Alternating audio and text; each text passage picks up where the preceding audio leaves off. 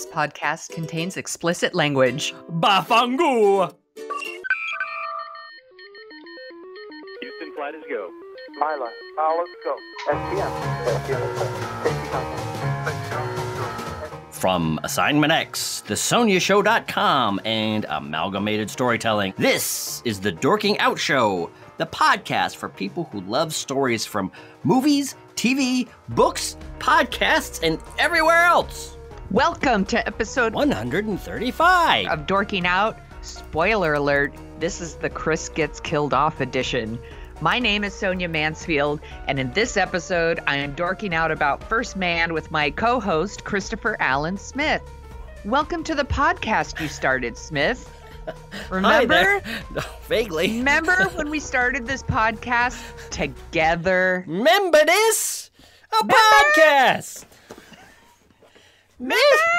That's right. I do remember. Thank you for having me back, Sonia. I appreciate it. I come to you with a great sense of guilt.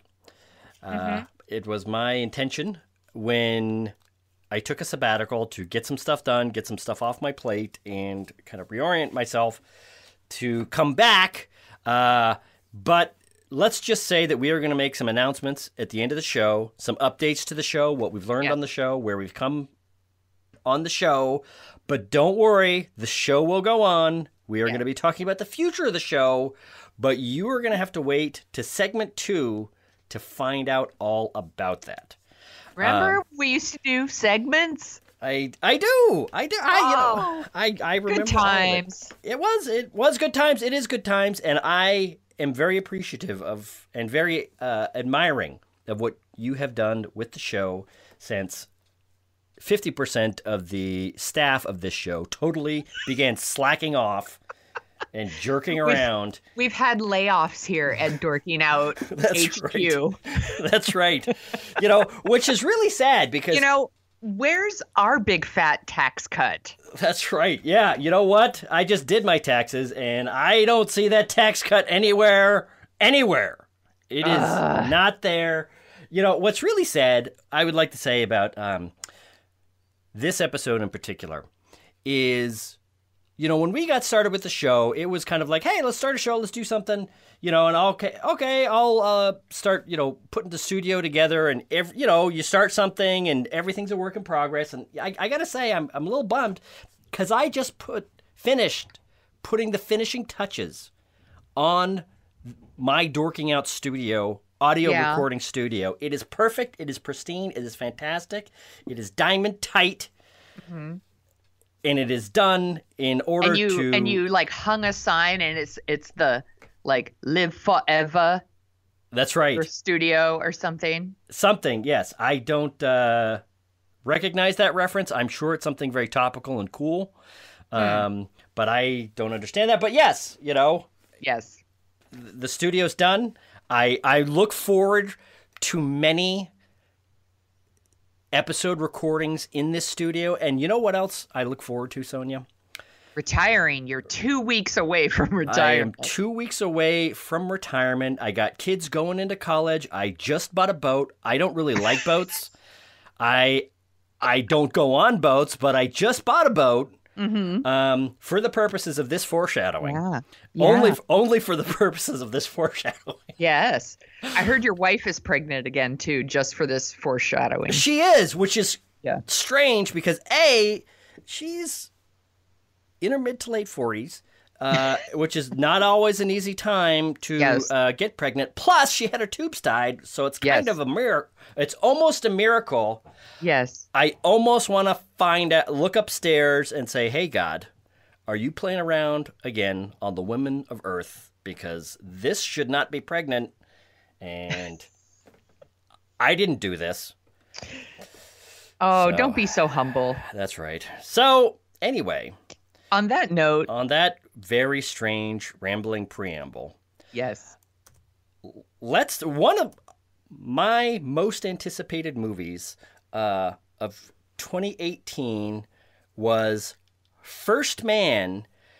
Apparently, I was one of the few where it was the most anticipated movie because it has not done fantastic. One of the earmarks of my issues with the Dorking Out show is we should have done this a week and a half ago.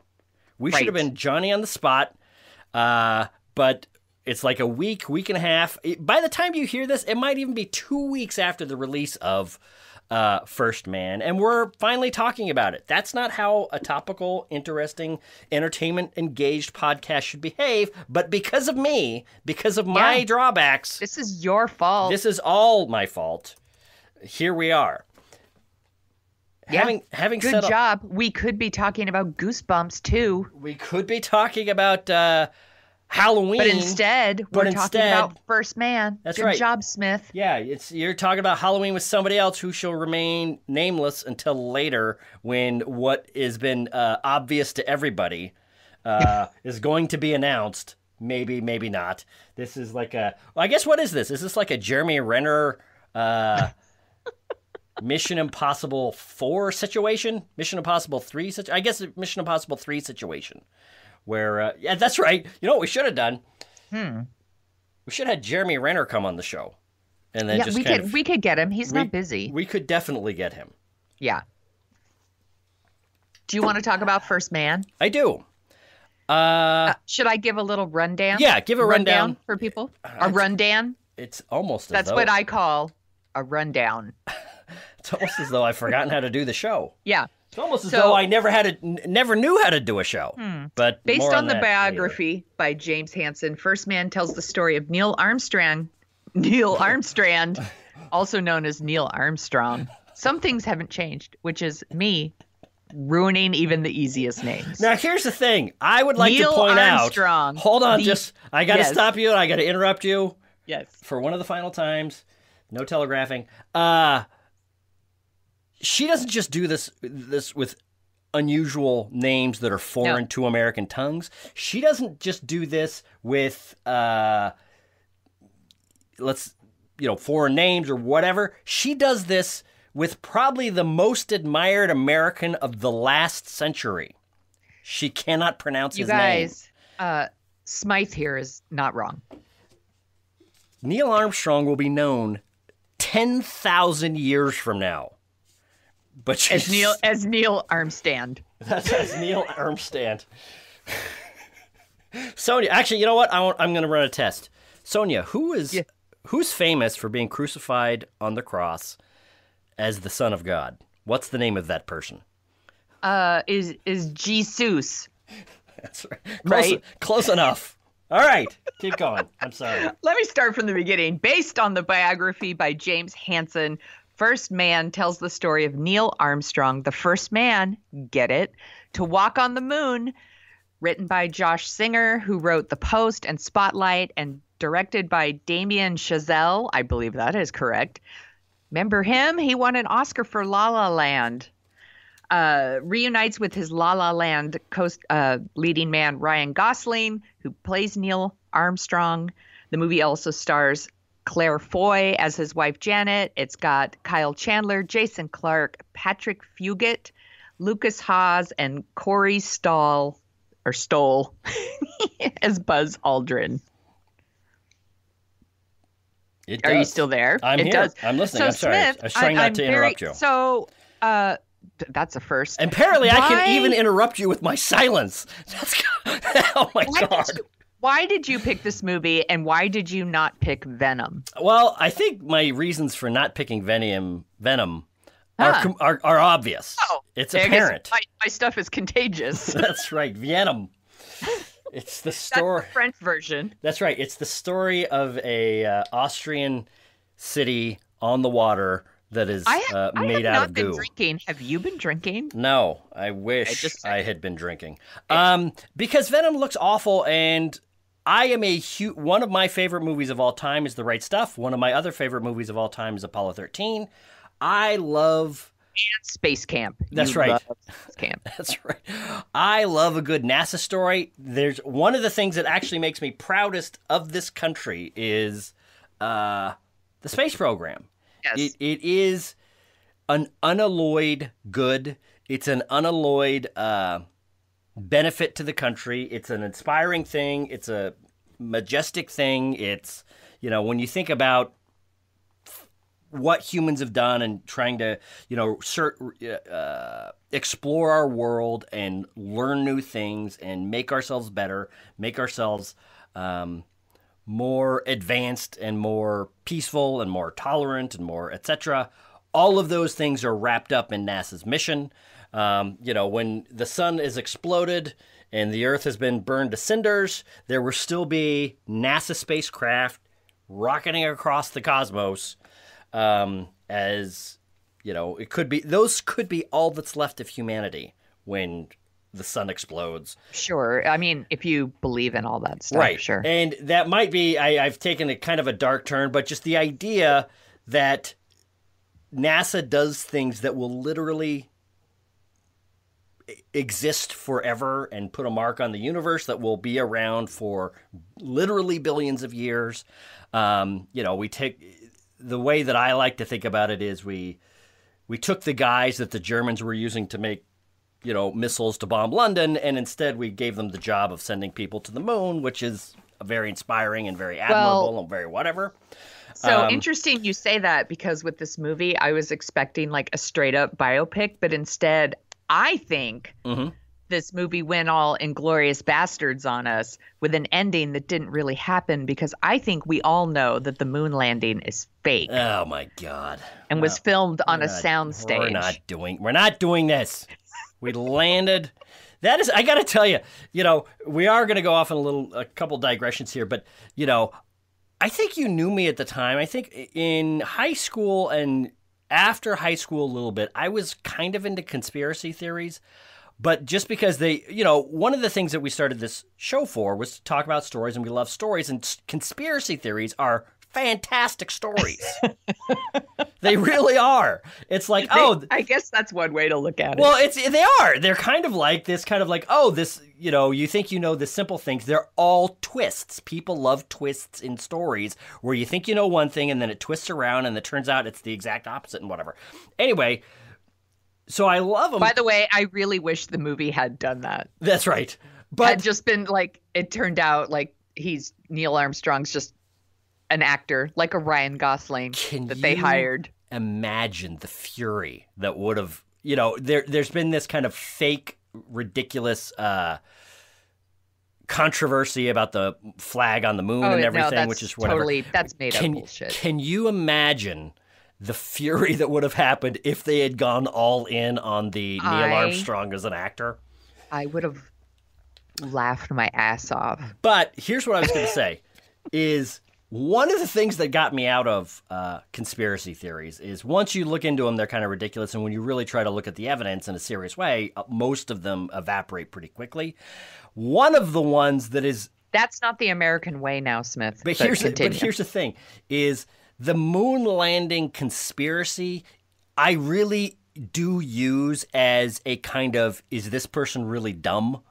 Like, one of the reasons that I really am a kind of a free speech absolutist is because if you let people talk long enough, eventually they really will show you who they are. Racists will show you they're racist. Sexists will show you they're sexists. Conspiracy theorists will show you what they really believe. But the dumbness that you would have to truly believe in the moon landing not being real is just spectacular, because it would cost nearly as much money and as much complexity and as much craziness to actually land on the moon as it would, or to fake a landing on the moon. Yes. You still got to build a rocket. You still got to build Cape Canaveral. You still have to build this huge thing that millions of people from around Florida are going to watch launch up into the sky. Even if that rocket isn't going anywhere, it's still got to be the most technologically advanced thing ever made just to be that big and get up into space. Using your logic to ruin a perfectly good conspiracy theory. That's right. So anyway, having said all that, I really, really liked this movie, but it's gotten kind of tepid reviews from a lot of the audience sites, and I do kind of understand where the people that are frustrated with it come from. Not the fake social media generated controversy, because it really is totally made up. If you watch this movie, there are things that happen in this movie. I didn't even know, like, after I saw the movie, I was like, why would people even be mad about that? It's not a thing. Well, that's the thing is, when this movie premiered in Vienna, there was this kind of Fox News and Fox, a Breitbart generated series of stories that said, oh, they don't show them with the flag on the moon. There's no American flag in this thing. The American flag's all over this thing. The American flag's like, it really is total. It was a literal, total 100% made up BS. This fake one of the things we've talked on this show, one of the things we've learned on this show is just to ignore 99% of the quote-unquote controversies on all sides on the internet, because they are literally just all made up and stupid. This one is being particularly stupid. However, so my understanding of audience frustration with this movie comes from a different place. Hold on for a moment. Yeah, comes from a different place, which is this is a shockingly small, intimate movie. When you look at The Right Stuff, that's a huge globe-trotting epic of the Mercury, the first 7 manned flights of NASA, the Mercury 7 flights. Apollo 13 is a epic, huge, wall-to-wall, CinemaScope, big telling of, the Apollo 13 crisis. This is as though somebody was following along with, it was almost like imagine a Netflix crew all through the 60s making a documentary about Neil Armstrong and flying along with him, and they got to kind of sit in the spacecraft. It's really like the art house movie version of this really big story. It is. And it's a very intimate take on a very epic story. Yeah. But for me, it was 100%. And it could be that I bought in a little bit to the marketing spin of this, which is, what Damien Chazelle has said, with Ryan Gosling has said, is we are making the version of this movie as though you really are with Neil Armstrong. I don't want to get into spoilers too much, but you see what he sees. There really should be no spoilers for this movie. Well, kind of, but it's history. Well, it is history, but the way that they do it, I think, can be spoiled. And I really enjoyed the way that they did it, so that's why I don't want to really spoil it. Oh, okay, but it's I got you. You see what he sees, you hear what he hears, you feel what he feels, and you almost nothing outside of that do you see. Right. There's a few moments at the end where you're really wanting to see the Hollywood treatment of some of these moments, and they give you literally the minimal amount of wide shots and spectacle shots to communicate that, and then they're right back with him. We don't get the fist pumping, rah, rah, America, feeling that you get from a Right Stuff or right. But for me, I thought maybe it's that I had literally seen The Right Stuff a week before. That it's kind of like I've got that. The Right Stuff does that in a authentic, meaningful, not jingoistic, really honorable way. But it's like I don't need another one. Yeah, we already have The Right Stuff. We can have a different version. This is the story of Neil Armstrong and his personal journey and his personal experience of being the guy that lands on the moon, which leads me to the other thing that I've heard a lot of people talk about that is frustrating, which is he's a pretty boring guy. He's a pretty tight-lipped, quiet, button-down, locked down. I wouldn't say boring. Well, but he's like he keeps everything internal. Instead of boring, I would say maybe he's not cinematic. Right. I guess that's what I would say is, and they treat his, that is the thing is, there's this, we're kind of getting to the point now where in American culture, the strong silent type was a thing for a long time. It was a huge factor in American masculinity in the 60s. But it's been so long that since it kind of faded out a little bit, that I think we kind of, when we see it, he really is a strong silent type. He is nearly silent. He goes through a lot of stuff and he keeps it all locked inside. And this is kind of like the real expression of what it's like to try to living up to that kind of masculinity, to that kind of, I'm going to be strong and silent. And, one of the things through the 40s... They couldn't make him like, first of all, you don't want to change who he is. Right. We're talking about a biopic here, but also, I also saw that like people were like, he's boring, or, and I was like, I didn't think that at all. I thought he was very interesting. And they show like right at the beginning, like, he suffers like a really tragic loss. Right. Like, do you think it's a spoiler if I say what happens in the very beginning of the movie? I don't know, because I didn't really know that. Even though I listened to this book, I had kind of forgotten about it, and watching it start at that place. You know what? Yeah. Do with it what you will. I won't say anything. I'll just say like he suffered like a really terrible loss.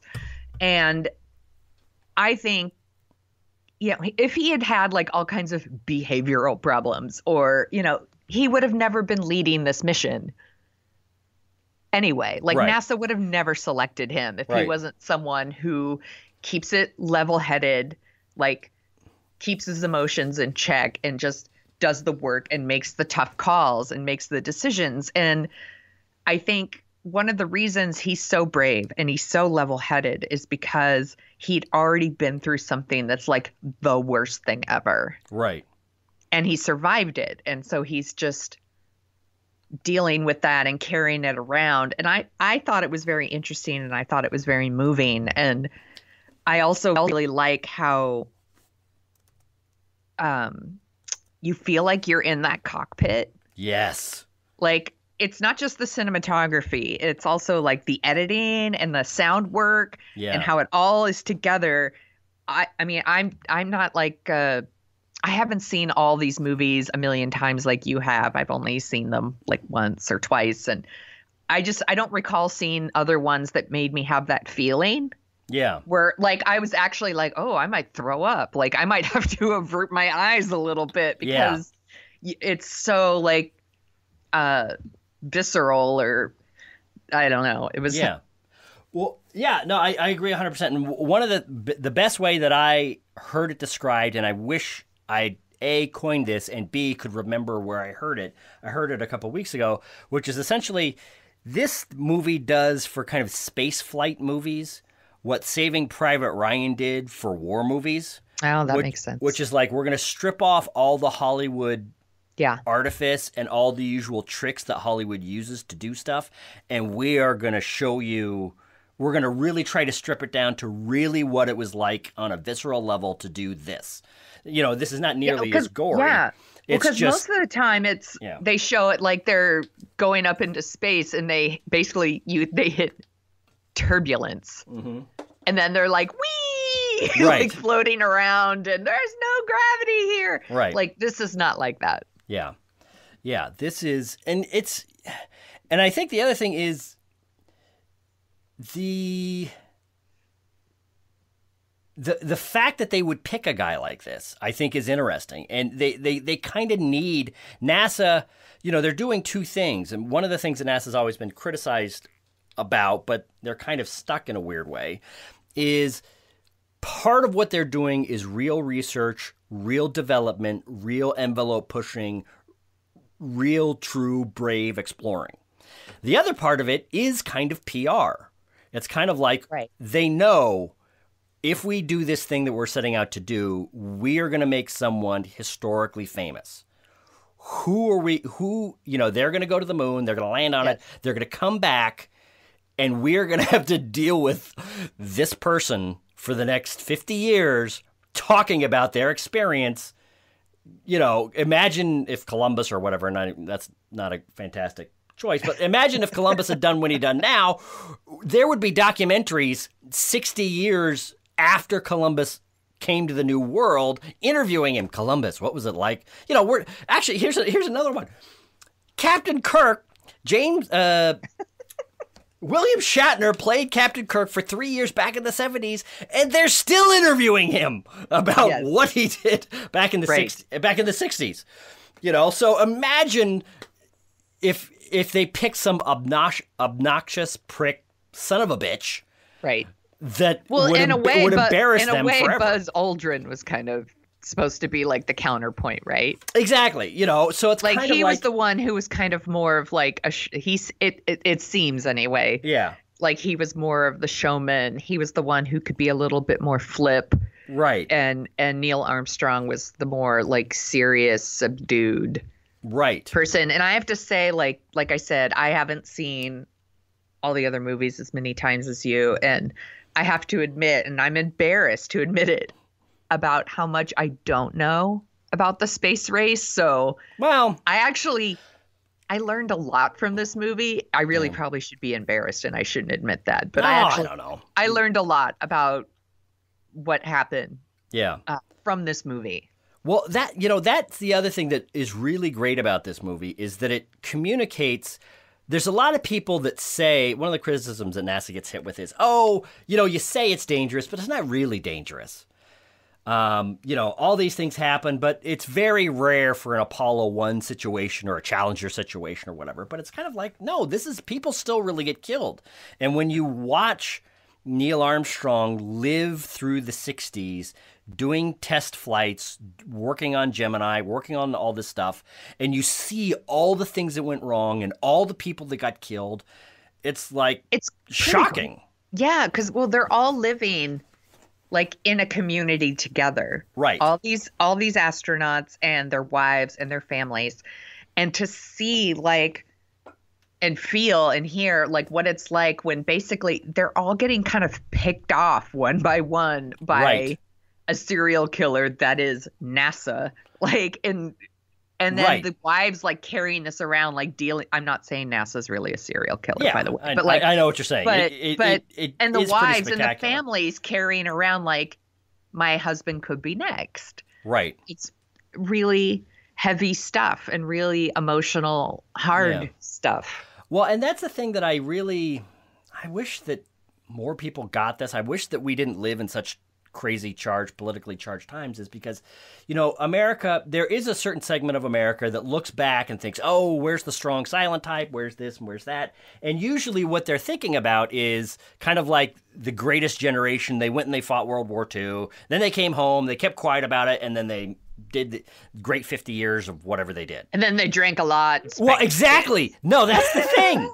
That's the thing is in the 90s when Tom Brokaw wrote The Greatest Generation and Steven Spielberg made Saving Private Ryan, all these strong silent type guys finally were like, you know what? It's been a long time. This has really torn me up inside.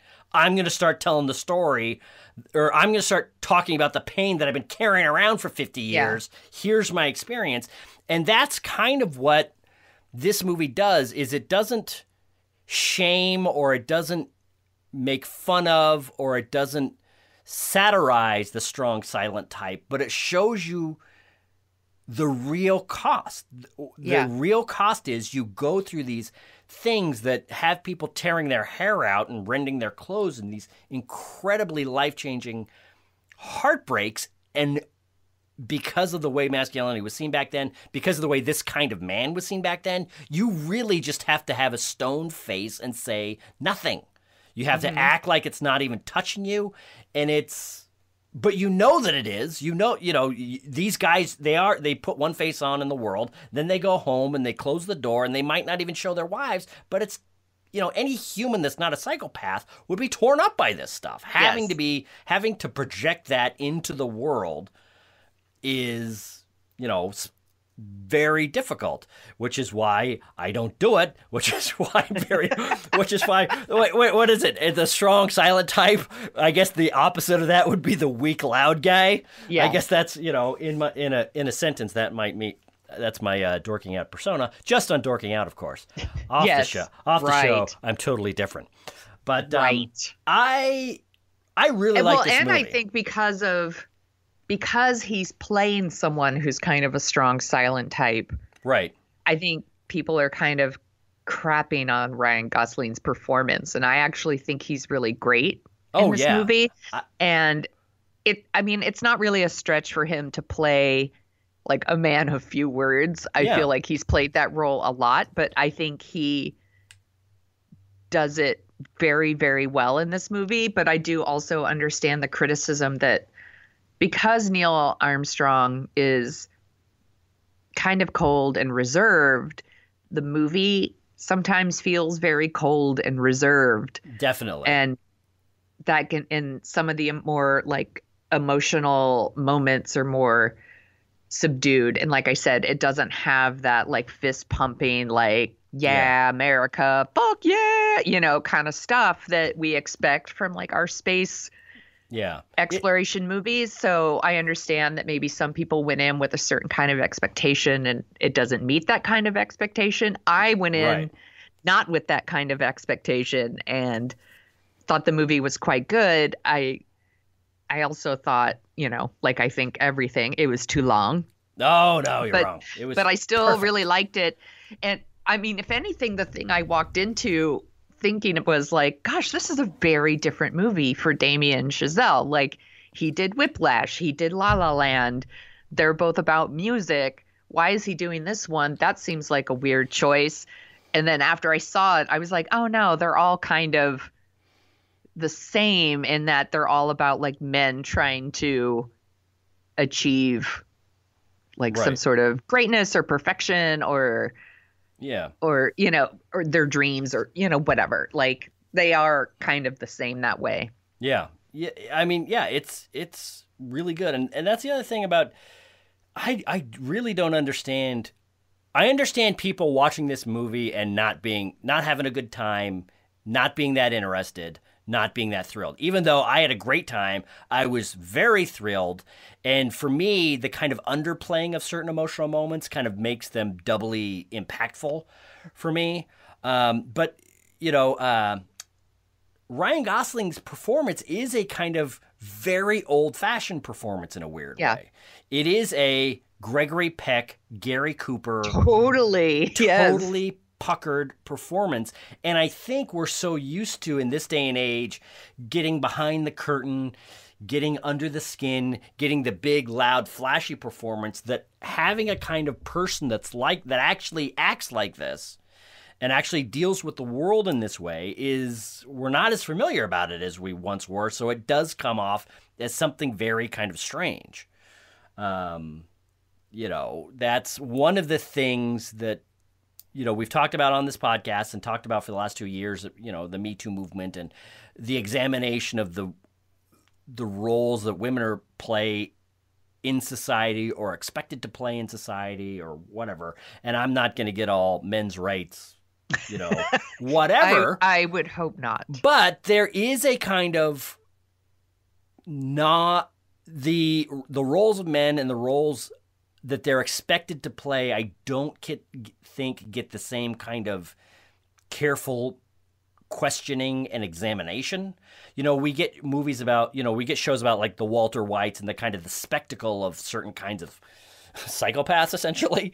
But, guys like this and having to live, men having to perform their expected roles, the price and the stress and the whatever that comes with that is, something that's not that examined. And to see it examined here in a real way, I thought was, I don't know, it really got me. I was really, I really liked it a lot. It's a really good movie. What do you think about, there's a sequence in the movie where they kind of bring up the idea that the government shouldn't be spending all this money and that, why are we going to the moon when we have so many problems here, that we could be spending that money on? And it's got it's a very short sequence actually. And it's kind of the only time it's brought up.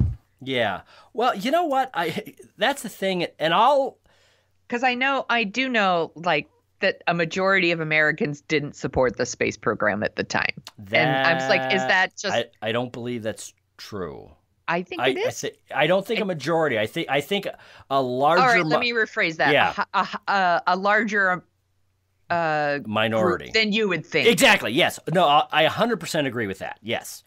So a much larger. Is this movie nodding to that, but it doesn't really want to deal with it? Or Well, I think it is, and it kind of nodded a little bit to Vietnam, and it nodded a little bit to that, and I think it's kind of like we can't have a movie about everything. So all they could kind of do, I think, was nod to it and acknowledge it, but it's like we're not gonna. Right. If they added another half hour to the movie, I'd be pissed. Right. So exactly. I understand. This is not a movie about the budget director of the United States and grousing about how much money NASA is spending. This is a movie about. When's that movie coming out? This is the movie about.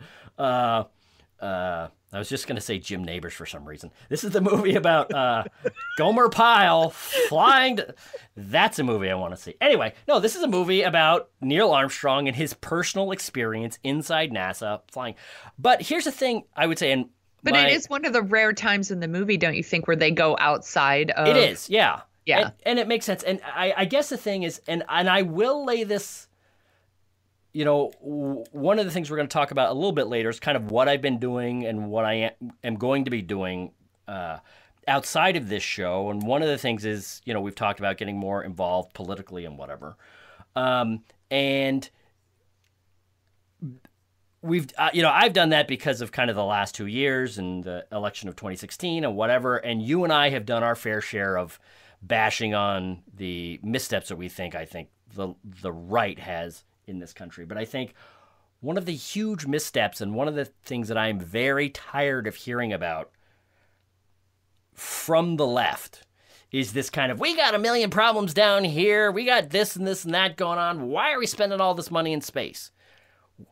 Not a dime has ever been spent in space. All the money that NASA spends, all the money the government spends, all of that supports jobs, supports people, supports research, supports study here on Earth. So you think that when people are saying that, they're thinking like, oh, we got a whole bunch of welfare queens up on Mars. Well, no, but that's the thing is they say it kind of like, oh, we spend all this money and then we just throw it away in space. As though we're just shooting it up there. Yeah, we're just with like a big T-shirt cannon. Exactly, but it's money. It's kind of like and usually I've gotten to the point now where I'm just so irritated with this. I say, where exactly do they send this money? Is it do they put it do they insulate the fuel canisters or the fuel tanks with $1,000 bills or whatever? That's how they get the ships to take off. They're burning money. They're literally burning. No, but that's I get the thing, it. is you hear all these things and for some reason. I am going to go off on another tangent. It's a lot Here of we times go. It's kind of they're kind of like the lefty anti-vaxxers that a lot of times do this kind of same Please stuff. do not bring up the anti-vaxxers in my presence. But what I mean is, my head will explode with rage. No, I know. But a lot of times what happens is well, what has NASA ever done for us? What have they ever produced that makes any? I don't know.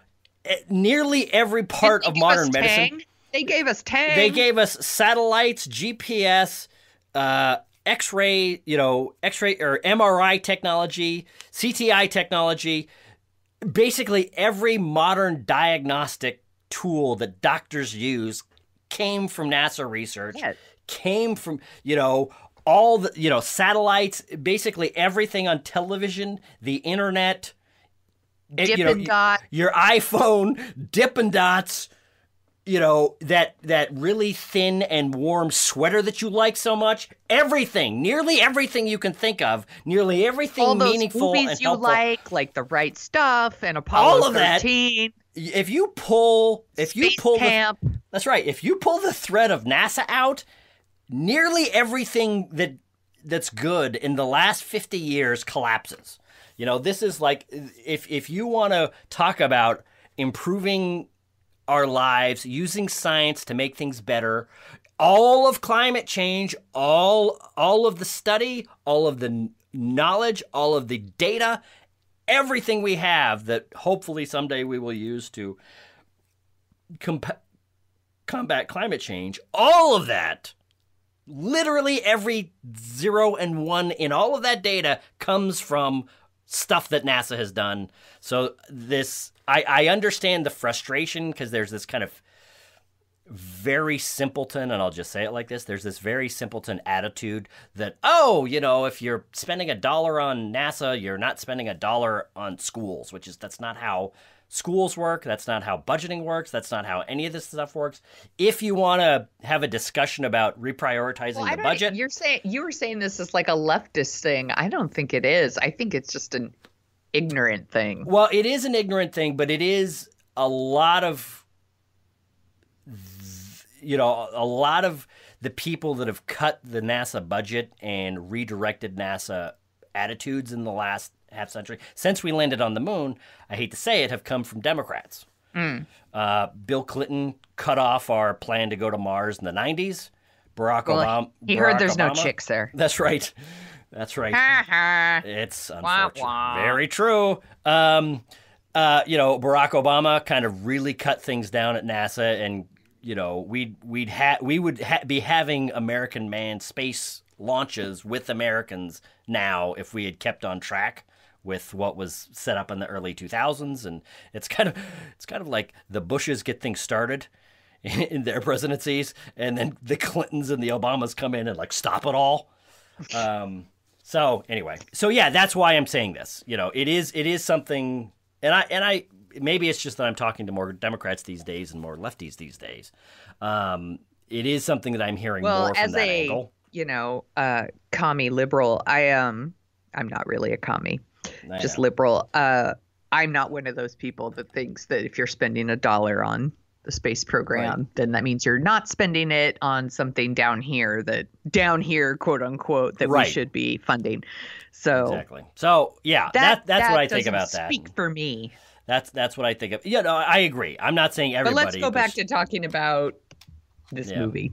Well, okay, so let me ask you this. It sounds like you like it. I do. I have actually I watched it the night it came out in IMAX. It was fantastic. Ooh, that was going to be my next question. If you saw it in IMAX, because I did not. I'm glad I didn't, because I think because of all the, like, you're really in the cockpit feeling, I think it might have been a little too much for me. So I'm glad I didn't, but I wanted to hear what it was like in IMAX. I want to see it again on kind of a normal size screen, and I think that was one of the ways where I was a little disappointed, is I was expecting like a big, monstrous spectacle thing, and this is not that kind of movie. Like if they had made the right stuff now with IMAX camera technology, oh my God, I would love that movie.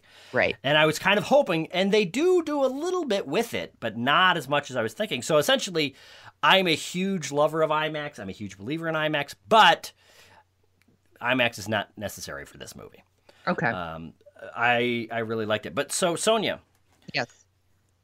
Is there anything, I have one final question for you on this movie, but is there anything else that you would like to say about this movie before I ask you that final question about this movie? I already know what your final question's going to be. No, I think I covered it. I really like this movie. I think it's really good. I don't know why it's not clicking with people. It could be one of those ones that when it's finally streaming, people will discover it, because I think it's really, really good and really interesting.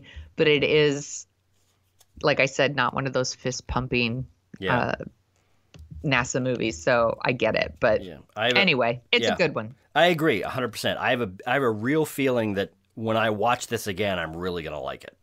Like it's really going to grow on me. And I think, well, actually, let me ask you this and then I'll give my answer. So what's your number for this movie? I was going to say probably an 8. Holy shit. Jesus Christ. Is that your number? Yes. Here's the thing. Of course it is. Duh. Yeah. I would say a 7 or an 8, and I think I've said this before, but in order to get above an 8, I need to see a movie again. Yeah. Sure. So, yeah. So. I feel like the way I feel about this movie, I'm wondering if I remember when you you basically made me go see Dunkirk. Like, it wasn't like a movie I really wanted to see, and I went and saw it, and like everyone liked it a lot. I would like to apologize for that, but keep going. No, everyone liked it a lot more than me. And I'm wondering, is this going to be like this year's Dunkirk, but except I actually like it this time. And everyone else is like, bah, Maybe. like a role reversal thing. Could be. Yeah, I don't know. What I know is, because Dunkirk is one of those movies now that I look back on, I have no interest in revisiting, but like I'm like, oh, it wasn't what I thought it was going to be, and it was telling these different stories, and that's interesting. And I'm wondering if that's similar to what people are reacting with this movie. But in this case, for some reason, it worked for me. No, I think that's a really interesting, really sharp look at it, because it does have that kind of thing. That's the nicest thing you've ever said to me. That's right, Sonia. From my retirement, I'm going to try to be nicer to you. I've realized over these last 2 years, stepping away from the show temporarily, because I'm back now. Yeah, right. Has really taught me that I've been very mean to you, and I'm sorry, and don't you worry, I will 100% remedy that, and I will make up for it in the next 2 years of Dorking Out shows. Yes. You just watch. You depend on me. You'll totally not interrupt me anymore, and that's right. Yeah, sure. That's right. So I'm gonna hold my breath. Yeah. No, this is I think that might be what's going on. Is there are certain kinds of movies that generate certain kinds of expectations, and if those expectations are not met, that can be a real problem, even if sometimes they're not being met because something more interesting is going on. I think, I think that's what it is for Dunkirk, something less interesting was going on. Right. Than met the eye. Here, I think something more interesting is going on that meets the eye. And I agree with you. I think this movie will grow on people as time goes by. And here's the other thing is, and this is the last, maybe should have led with this, is there is a very shaky cam aspect to this movie. Yeah. It is very shaky cam, and there's a lot of people that just don't like shaky cam. Yeah. And I totally get it. Yeah. I 100% get it. I'm one of those people that really do like good shaky cam.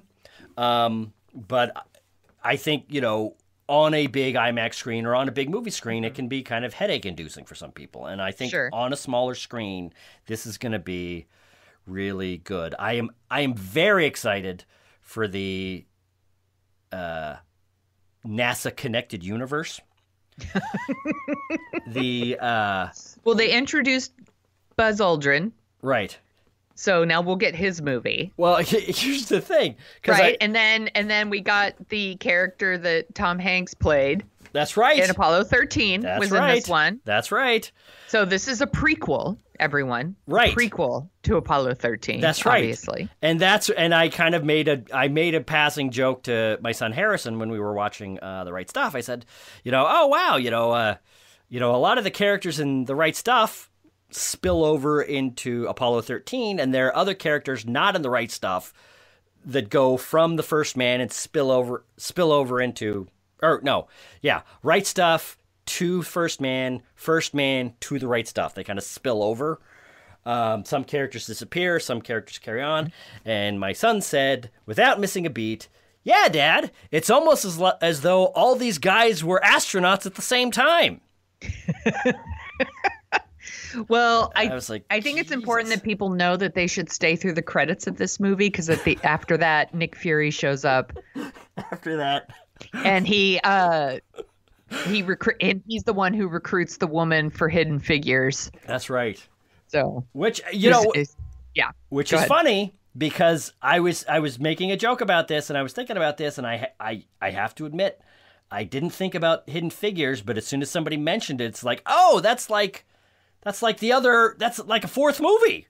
Yeah. So you can watch The Right Stuff and Hidden Figures kind of side by side. Then you watch this. Then you watch, they are making, this is. And then you end it all with Spaceballs. Well, here's the thing that's really sad. Or Space Camp, which is your favorite movie. No, is apparently Michelle Williams is going to play Krista McAuliffe in a movie about the Challenger, which I it's one of those movies that I definitely want to see it if it's done well, but it sounds so Manchester by the Sea depressing. I was just going to say, are you talking about a Michelle Williams movie that's going to make me cry horribly? Exactly. That's my point. It's like there's something about Michelle Williams movies for some reason that it's like, wow, she's really good. Wow, she's great. I cannot watch any of her movies more than once. They're way too depressing. We can watch Dick and The Greatest Showman. That's it. That's right. Actually, you know what? I tried The Greatest Showman. I could not get 20 minutes into that movie. It wasn't very good. So, anyway. Anyway, are we going to go on to segment 2? Now we are on to topic 2, the future of the Dorking Out Show.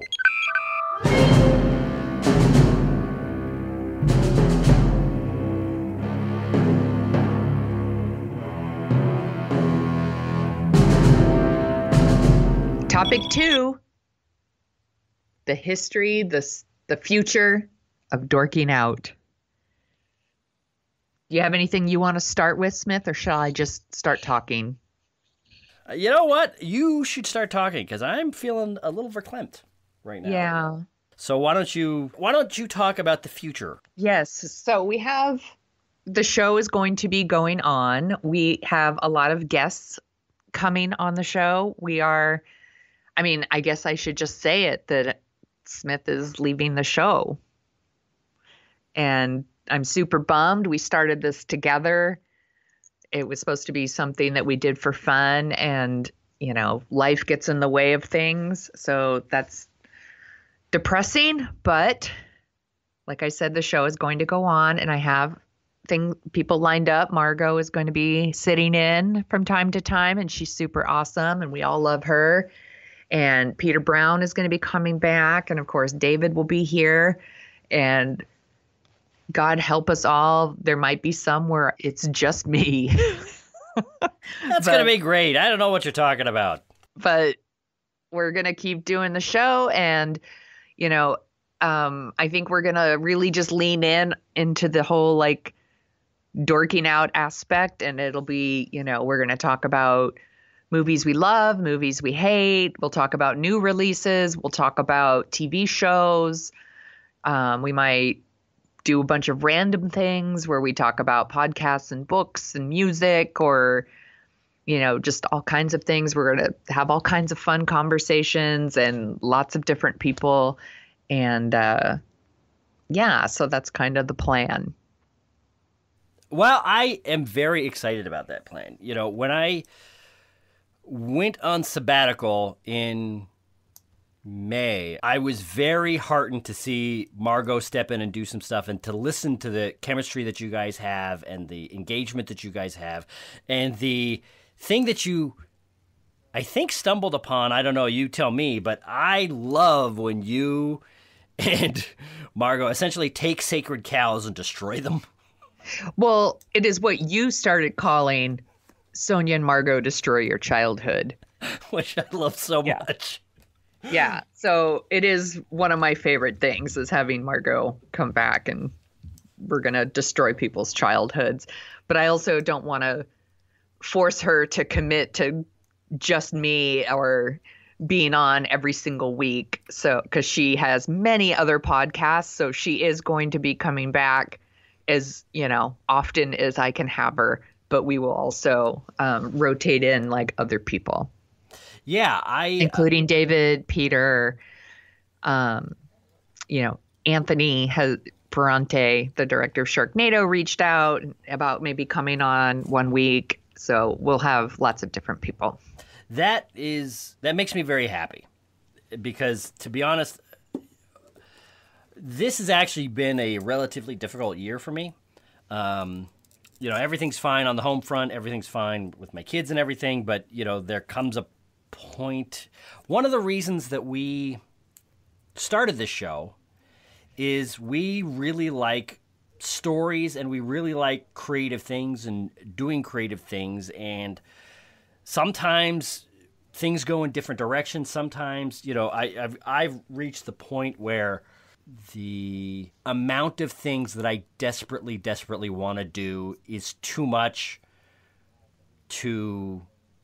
There's just not enough time. So it's not so much that I'm like, oh, I'm not going to do some of the things that I'm kind of have fun with or like little larks, but I'm not going to do it. It's like even the things that I desperately want to try, desperately want to make work, desperately want to do, I'm not even going to have enough time for that. So I'm kind of having to be a little brutal with everything.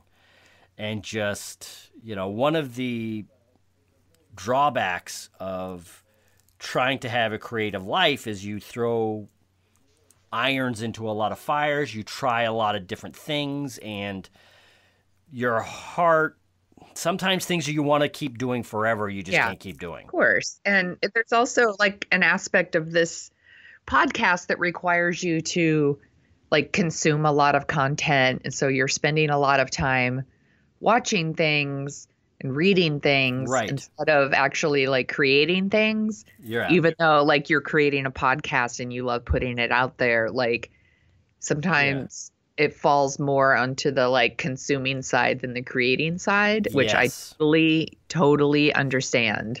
And that's kind of where the rubber met the road. Also, Smith hates me. Jesus. Hates me. Oh God, that is not true. That is so not true. Why did you say that right now? Because I was actually going to explain some stuff, and now I got to dig myself out of that hole. I don't hate you. I hate David. Anyway. So uncalled for. My God. He's the nicest person, and I've been nothing but a prick to him for 2 years. So here on my final appearance as a regular on the Dorking Out Show, I vow to continue this for another 2 years because I love making fun of David. Fuck David. Anyway. I do. Oh my God. That's right. Anyway. Yeah, that's one of the things that's very heartbreaking is I have joked about finishing this book that I really want to do, and it's 2 years and it was supposed to be done several times over the run of the show.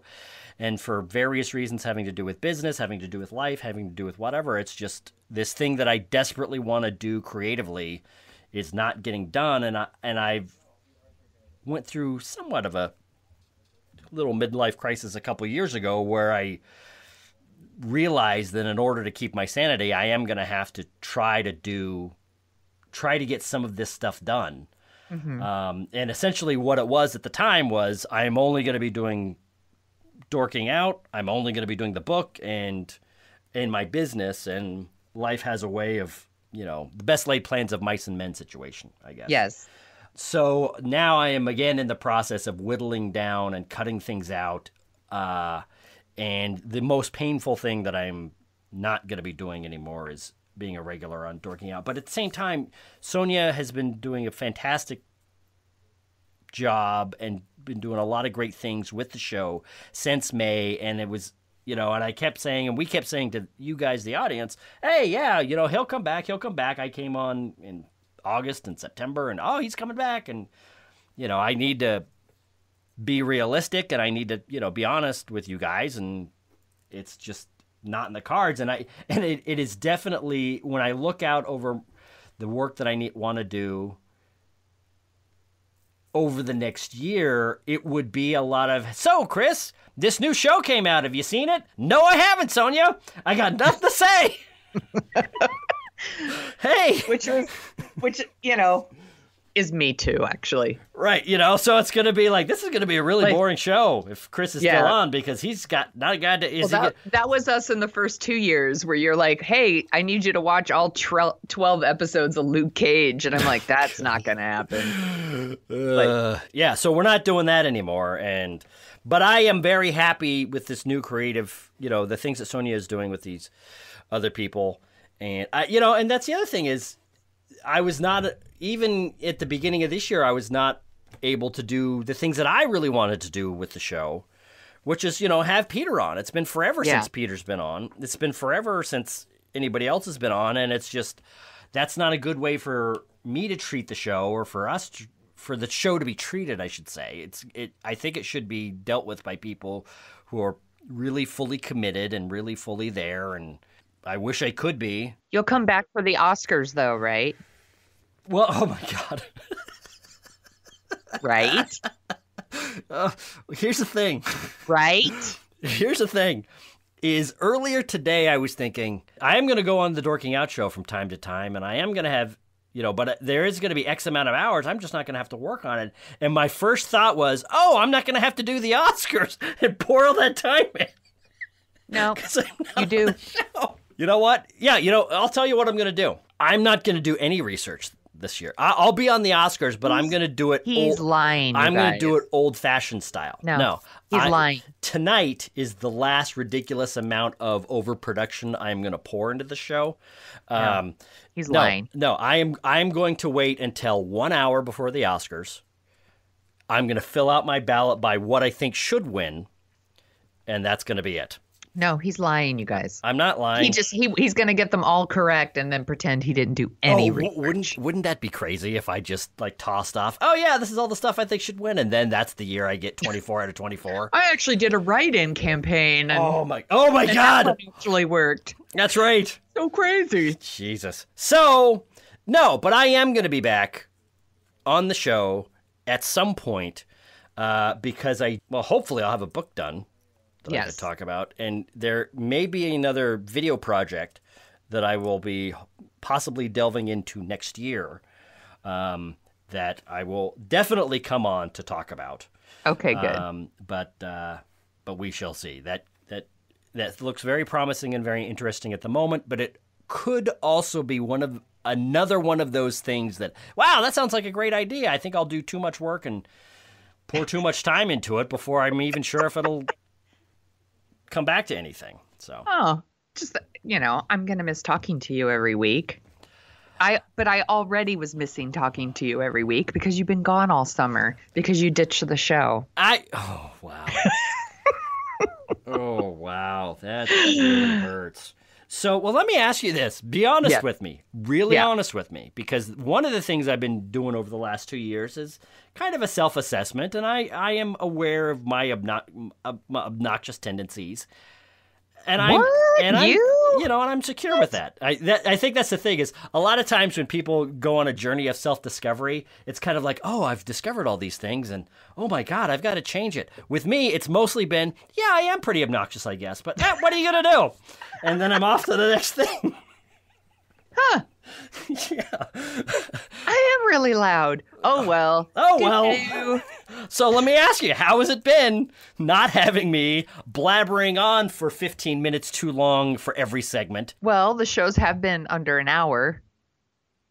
So that's something. I don't think I appreciate that sarcasm, but continue. If anything, it forced me to step up and do more work and be the lead, and I've been having a really good time. I don't know if I went into this really just as a learning opportunity because I haven't done stuff like this before. I'd done like 2 episodes of like old movies, new beer or something with my husband, and had like been a guest on the pop show.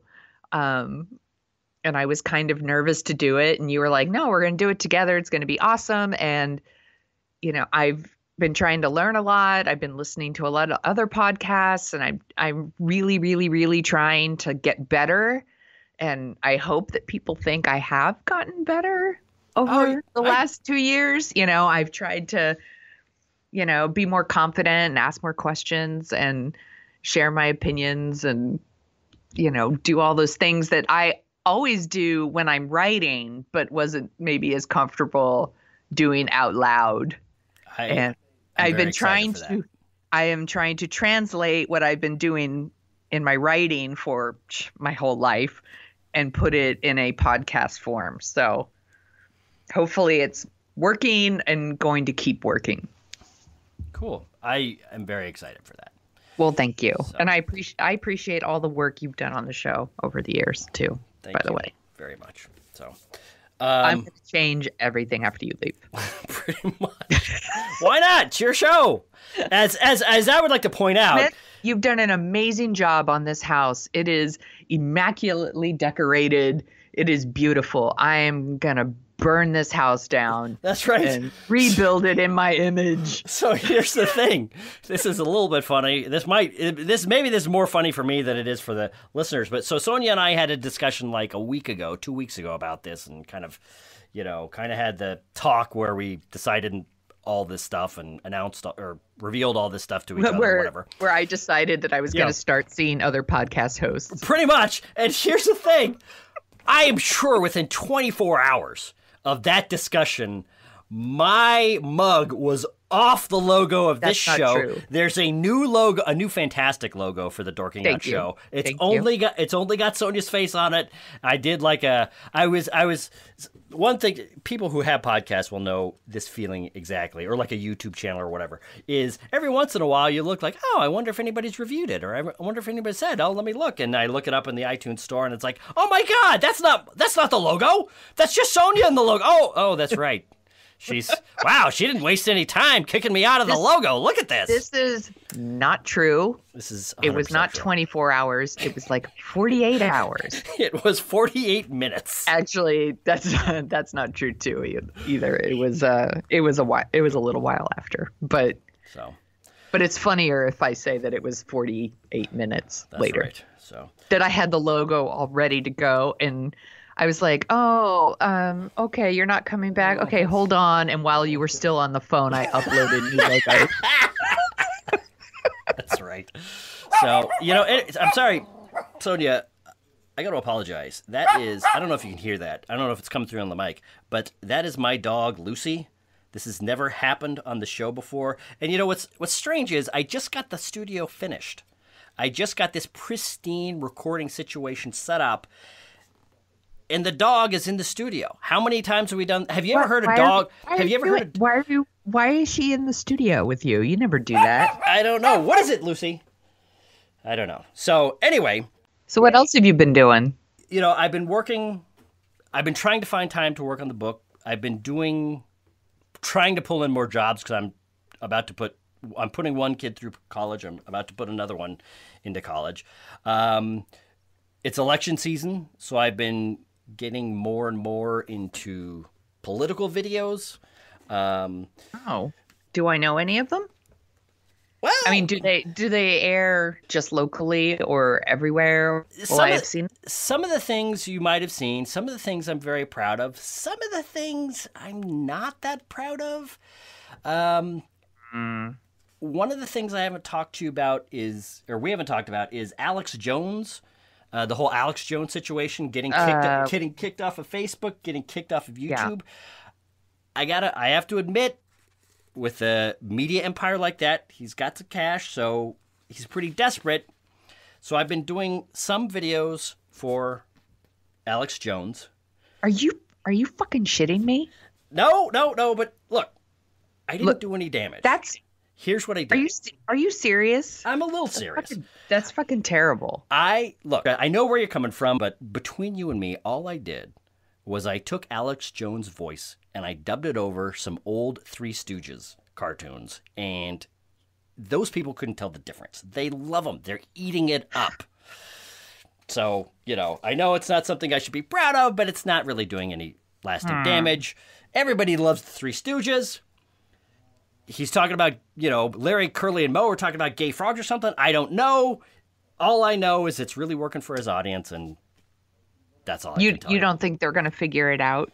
I don't think they're going to figure it out. Besides, they're never going to find me. They're not exactly rocket scientists. They're not going to join NASA, right? That's right. They're not going to join NASA. It's the age of the internet. You can get work across the internet. You can have people in India do jobs. You can have people in South Africa do jobs. You could have people in, wherever I am do jobs. There is no chance that Alex Jones and his minions are ever going to find me. And with tempers like that, actually, I probably should have thought this through. You really are out in the middle of nowhere. I'm sure you're safe. I really am out in the middle of nowhere. There's no one around my house. There's nowhere around it. Lucy, what is it? My God. They found me. I don't know What? how, but they found me. Who? Who do you think? The Jonesins! I guess since they got kicked off of Facebook and YouTube, they've been desperate to get online any way they can. I think they're here for my studio, this beautiful studio that I just talked about and set up earlier in the show in a very organic, realistic way. I don't know what to say, but I love my time on the show and I love doing it, but I think the time has come for the SETI Alpha Protocol. Is that the one where we make your wife watch all the Gilmore Girls? No, that's the divorce protocol. Is that the one where we pretend to date? To throw people off the fact that you're gay? Close. No, that is the Timberlake protocol, and thankfully, it's completely unnecessary in this day and age when we have progressed so much. Sonia, I did not expect you to be so retrograde. Sorry. Is that the protocol where we just run your stupid joke into the ground? No, that's the Mansfield protocol, obviously. Are you still talking? I am still talking. The SETI Alpha protocol is to set the studio for self-destruct. I'll be damned if I let Alex Jones and his minions take my studio and use it for their twisted ends! Good, let's do this. Bye, studio. Computer? Working. This is host Chris Smith of the Dorking Out Show.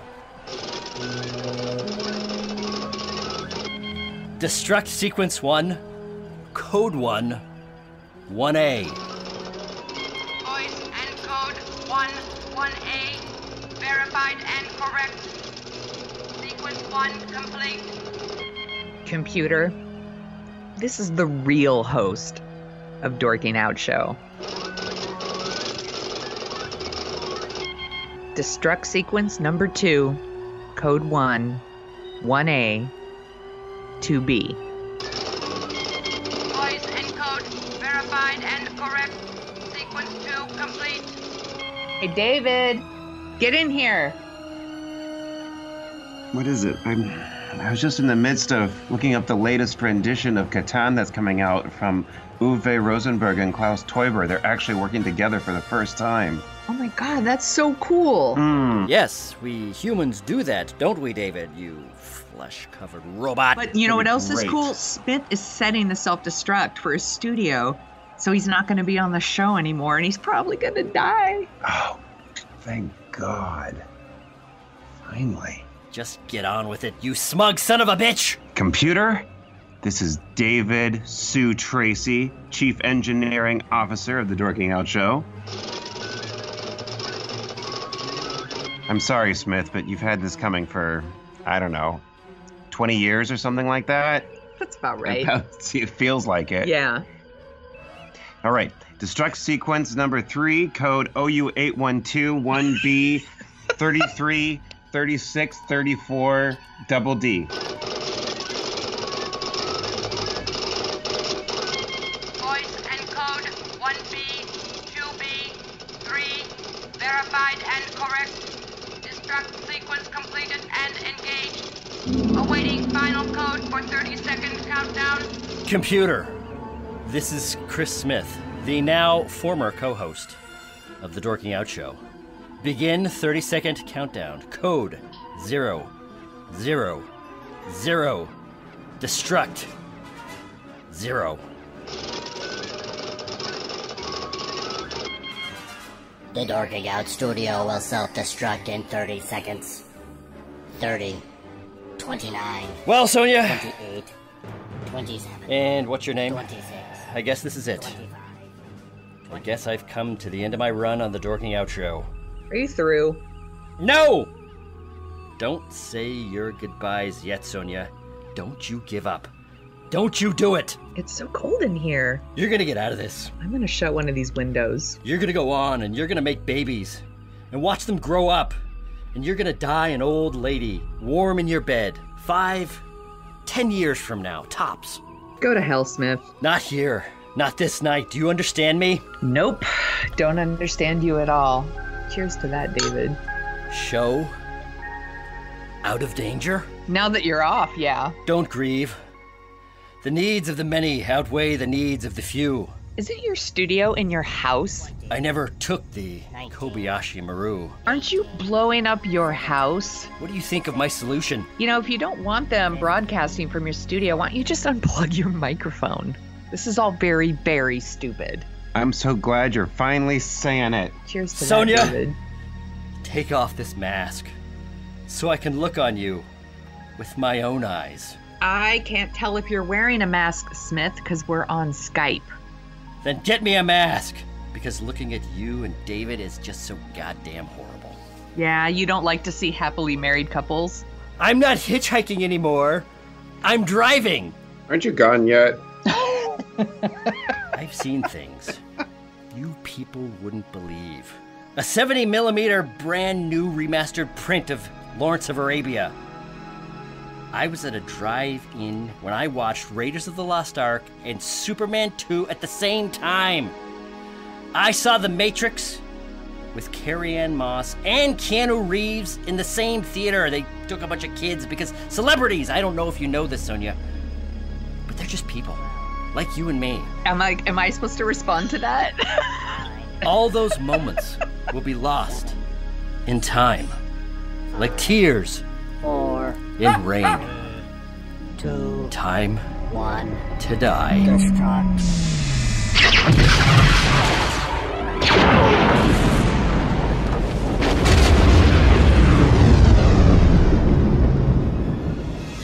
You can find the Dorking Out Show on Twitter at Dorking Out Show, and you can find me at the Sonia Show. That's Sonia with an I. And you can read my blog and all my random adventures at thesoniashow.com, and you can find out more about Dorking Out Show at dorkingoutshow.com. Sonia, I've come back. I've got to talk to you. You were just here. I thought you were gone. But I'm back. I'm back from the future. You've got to help me. Help you with what? I come from the year 2032. And if you thought Bill Cosby and Harvey Weinstein were the worst things you were going to see in pop culture during your lifetime, boy, have I got a surprise for you. What is it? You hold the key to keeping Peter Scolari from killing President Hanks. Me? I hold the key? You've got to come with me! All right. Let's go.